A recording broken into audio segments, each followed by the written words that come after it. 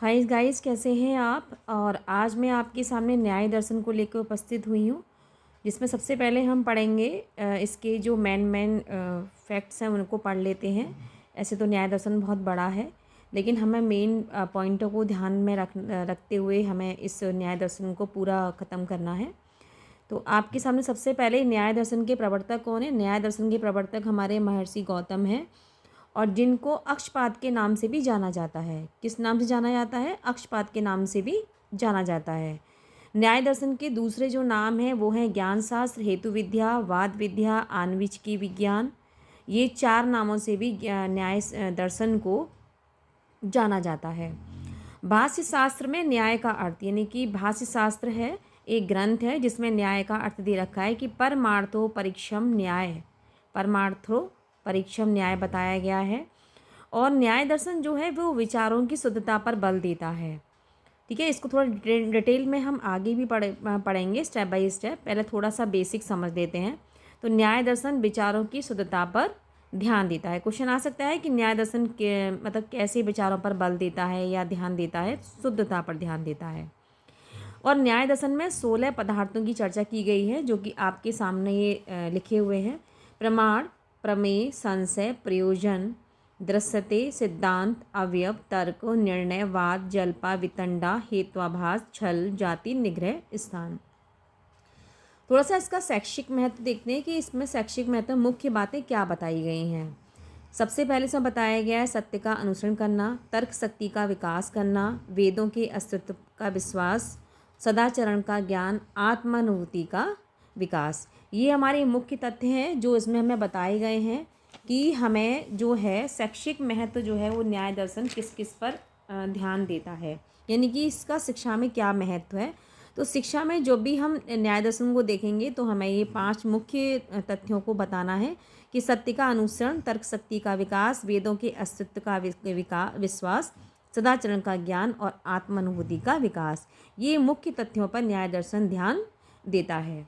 इसके आगे हम देखते हैं कि न्याय दर्शन में फिर मैं आगे पढ़ाती हूँ आपको इसी श्रृंखला में। देखिए कि न्याय दर्शन जो है इसमें इसके अनुसार जो है प्रमाण जो है ना वो 4 हैं। कितने हैं? 4 प्रमाण हैं हमारे। ये आपको ध्यान रखना पड़ेगा कि न्याय दर्शन के अनुसार प्रमाण कितने होते हैं? 4 होते हैं। सबसे पहला है हमारा प्रत्यक्ष प्रमाण, फिर है हमारा अनुमान, फिर है हमारा उपमान, फिर है हमारा शब्द। मैंने हाईलाइट कर दिए हैं इसीलिए कि जिससे कि आपको याद रहे। प्रत्यक्ष, अनुमान और उपमान और शब्द। अब सबसे पहले हम देखते हैं कि प्रत्यक्ष क्या होता है। प्रत्यक्ष होता है यानी कि व्यक्ति की चेतना या अनुभव से वस्तुओं का साक्षात ज्ञान होना, यानी कि व्यक्ति की जो चेतना होती है, यानी कि जो अनुभव होता है उससे वो साक्षात ज्ञान कैसे प्रकट कर रहा है।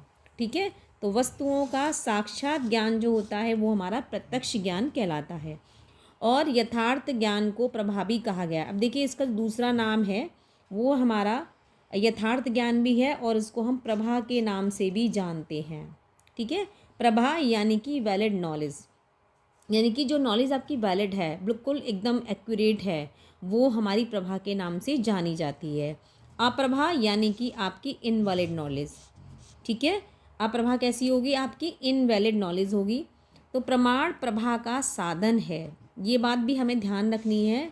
प्रमाण क्या है? प्रभा का साधन है कि जिस साधन से हम किसी वस्तुओं का साक्षात ज्ञान प्राप्त करते हैं। इसमें 2 अवस्थाएं आती हैं। सबसे पहली अवस्था है प्रथम अवस्था, जिसमें आप देखिए कि इंद्रिय तथा पदार्थ के संसर्ग से ज्ञान का होना निश्चित होने के साथ अवर्णनीय होता है। इसे न्यायशास्त्र में निर्विकल्प प्रत्यक्ष की संज्ञा कहा जाता है। यानी कि प्रथम अवस्था कौन सी है? जो हमारी इंद्रिय हैं, यानी कि जो हमारे पदार्थ हैं, उनके संसर्ग से ज्ञान का होना और निश्चित होने के साथ अवर्णनीय होता है, यानी कि हम उसका वर्णन नहीं कर सकते। ठीक है, इंद्रियों के माध्यम से जो हमें ज्ञान प्राप्त होता है वो उसका हम वर्णन नहीं कर पाते। कभी कभी हमारे सामने ऐसी परिस्थिति आ जाती है। इसे न्यायशास्त्र में क्या कहा गया है? इसे न्यायशास्त्र में निर्विकल्प प्रत्यक्ष की संज्ञा कही गई है। कैसी संज्ञा? यानी कि जो इंद्रियों के द्वारा और पदार्थ के संसर्ग से जो ज्ञान हमारा होता है और जो अवर्णनीय होता है उसे हम निर्विकल्प प्रत्यक्ष की संज्ञा दे सकते हैं। दूसरी अवस्था आती है हमारी कि पदार्थ की जाति व उसके गुण स्पष्ट होना सविकल्प प्रत्यक्ष कहलाता है।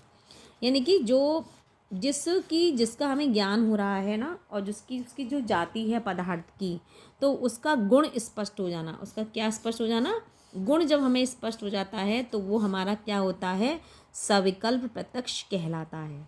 ठीक है, इसके आगे देखिए कि धर्म कीर्ति में प्रत्यक्ष ज्ञान के 4 प्रकार बताए गए हैं। कितने प्रकार बताए गए हैं? 4 प्रकार। ये भी हमें ध्यान रखना है, पूछा जा सकता है कि प्रत्यक्ष ज्ञान के कितने प्रकार हैं? 4 हैं। सबसे पहला है आपका इंद्रिय जन ज्ञान, जो इंद्रियों के माध्यम से, मानसिक ज्ञान, आत्मचेतना और अंतर्दृष्टि। ठीक है, तो सीधी सी बात है कि जो इंद्रियों के माध्यम से ज्ञान प्राप्त हो वो इंद्रिय ज्ञान, मानसिक यानी कि मानसिक स्तर से, आत्मचेतना यानी कि आत्मा के द्वारा, और अंतर्दृष्टि जो हमारी इनसाइड, जो हमारी अंदर की जो बिल्कुल होती हैं चीज़ें, उनके द्वारा जब हम चीज़ों को प्राप्त करते हैं, जो हम ज्ञान प्राप्त करते हैं, वो हमारा अंतर्दृष्टि इनसाइड के माध्यम से जो हमें ज्ञान प्राप्त होता है। अब इसमें मुख्य बात है हमारा अनुमान, कि अनुमान क्या होता है? अनुमान क्या होता है? अनुमान जो है हमारा एक परोक्ष ज्ञान है। एक वस्तु के ज्ञान से दूसरी वस्तु का ज्ञान होना अनुमान है।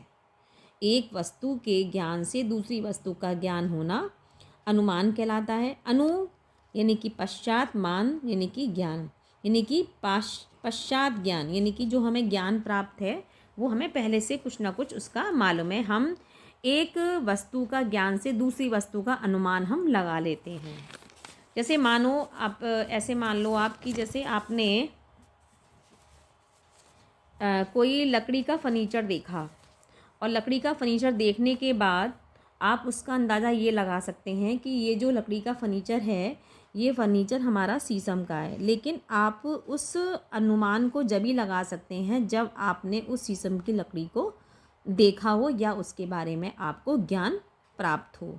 ठीक है, इसके आगे देखते हैं कि न्यायशास्त्र मानता है कि सभी प्रकार का ज्ञान प्रत्यक्ष द्वारा अर्जित नहीं किया जा सकता और अनुमान प्रत्यक्ष ज्ञान का पूरक है।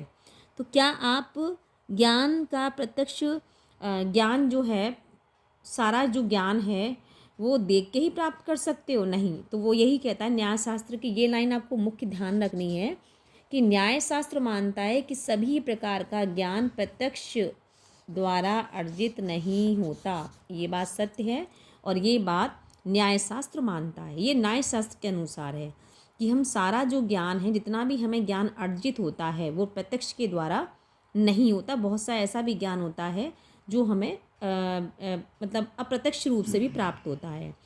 और अनुमान प्रत्यक्ष ज्ञान का पूरक है। यानी कि अनुमान क्या होगा? हम अनुमान जब ही लगा सकते हैं जब हमने किसी चीज़ को देखा हो, जिस चीज़ के बारे में हम थोड़ा बहुत जानते हो, तभी तो हम अनुमान लगाएंगे। तो वही वो कह रहे हैं। अनुमान में न्याय दर्शन के अनुसार भूत, भविष्य व वर्तमान और दूरस्थ वस्तुओं का समावेश होता है। और न्याय 2 प्रकार के अनुमान की चर्चा करता है।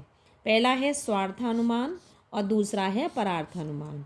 तो स्वार्थ अनुमान मनोवैज्ञानिक प्रक्रिया है, ये भी आप ध्यान रख सकते हैं, जो अपने लिए होता है। यानी कि स्वार्थ से सीधी सी बात है कि जो अपने लिए, स्वयं व्यक्ति जो अपने लिए करता है वो आपका स्वार्थ अनुमान हो गया। और परार्थ अनुमान हो गया, यह एक तार्किक प्रक्रिया है, यह दूसरों के लिए होती है, ये दूसरों को समझने के लिए होता है ये वाला ज्ञान। ठीक, लेकिन गौतम ने 3 प्रकार के अनुमान को माना है। गौतम ने कितने प्रकार के अनुमान को माना है? 3 प्रकार के अनुमान को गौतम ने माना है। नंबर 1 है पूर्ववत, नंबर 2 है शेषवत और नंबर 3 है सामान्य तो दृष्टा। ठीक है, तो नंबर 1 है पूर्ववत, कारण से कार्य का अनुमान लगाना, कारण से कार्य का अनुमान लगा लेना। अब जैसे मानो आसमान में घने बादल को देखकर अनुमान लगा लेते हैं हम लोग कि वर्षा होगी। यानी कि जब बादल गड़गड़ाते हैं या काले काले बादलों को देख के आप अनुमान लगा लेते हैं कि आज बारिश अवश्य होगी। तो ये क्या हमारा पूर्ववत अनुमान हो गया।